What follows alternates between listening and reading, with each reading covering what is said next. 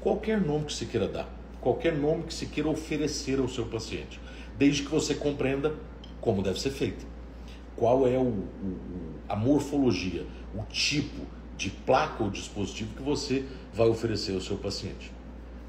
Neste princípio, temos que dividir pacientes que estão em tratamento de desordens temporomandibulares, que têm problemas aí de fato articulares e que precisam de placas específicas para DTM, das placas para o bruxismo.